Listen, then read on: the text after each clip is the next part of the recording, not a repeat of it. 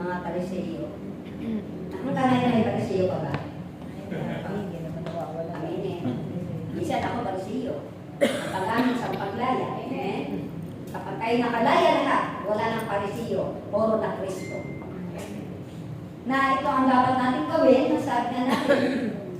Kung sino daw ang itinataas, ay sino daw yung nagpapakataas, ay ibababa. Nagpapakababa na lang tayo. Para itasan nito. Amen. Na ito yung dapat natin gawin, sundin natin ang mga narinig natin sa salita. Walang masama na ay makinig. Sundin ninyo ang kanilang mga utos, ngunit ang kanilang mga gawa, kaliwas sa kanilang mga sinasabi, huwag niyong sundin.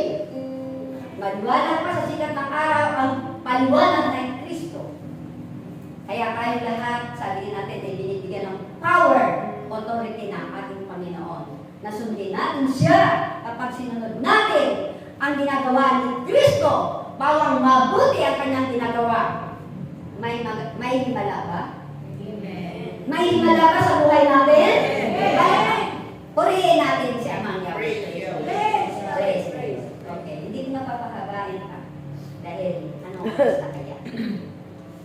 Tunay nga po, napakabuti ng Diyos para sa akin. Ako'y tuwang-tuwa, alam mo po, tuwang-tuwa, dalag-dalag ako. Wala man akong, ano ang tawag doon sa ating mga glosolarya? Wala pa akong ganun words. Speaking in tongues. Oo, speaking in tongues. Wala pa ako na. Siguro habang buhay na lang ako wala. Meron ako kayo. Meron. Meron kami speaking in tongues sa wika ng Kaya lang hallelujah. Opo. Pero nagme-message siya sa akin. Kaya nga, natatakot naman ako hindi sundin, pwede ko naman hindi gawin yun. Dahil bawas na rin ng trabaho. Sabi niya. Dalawa ko kasi yan, sa wika ng Sabi. saka sa wika ng akil. Dalawa ko. Kaya, ang ibig ko sabihin, yung nag-design sa akin, yung alerto na yan, nakalimutan ko, kaya sabi ko, ibalik mo Ama, yung words na yan sa akin. Isusulat ko rin. Yung flashlight na lang ginamit ko, hindi na ako magsindi ng ilaw. Mabuti may ballpen ako sa tabi ko. At saka yung Bible katabi ko. Doon sa ginagawa kong Bible guide, sinusulat ko kagad yun eh. Hindi na pa isa-isa, sinusulat ko sa Bible. Doon ko sinulat yung alerto na yan. Alerto. Kaya tinagalog na lang ni Sister Tess ng araw na yun dahil nakalimutan ko. Ewan ko sino yung kausap ko. Ano nga ba ako? Sa pay attention, sabi ng teacher. Pero ito, alerto.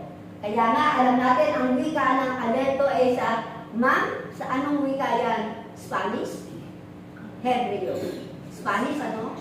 Spanish. Alam ko, Spanish, Arab, ano? Kaya nga, ayan na naman na. Lumabas na naman yung words na yan.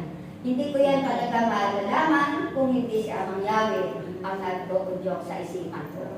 Maging alerto kayong lahat. Kahit saan kayo pumunta, ay kailangan maging alerto. Katulad ng isang ahas, maging matalino. Amen? Purihin natin ang ating Panginoon. Praise Yahweh. Dumako na po tayo sa unang kapayagan. Mula sa Espiritu Santo. Ano yun? Paborito. Hawak mo kay Sister Tess. Ang ating ako. At sa interpretation, ano ba yun? Oo. At sa panalangin papuri. Panalangin papuri mula sa Espiritu Santo ni Binibining Julian P. Rodriguez Narido. At sa interpretasyon, Inang Tess Iscario. Ay, Asya. Pagkatlo kayo, di ba? Asya. Okay. Pasensya na kayo sa lula. Tekto, pwede ba tekto? Para perfect. Okay, di ba? Tekto yun, ha? Okay. Okay, dumako na po tayo sa unang kapahayagan mula sa Espiritu Santo. Sa panalangin paguri mula sa Espiritu Santo ni Binibining Julian P. Rodriguez Narido at sa interpretasyon mula sa Espiritu Santo ni Inang Tess Juan Dilan.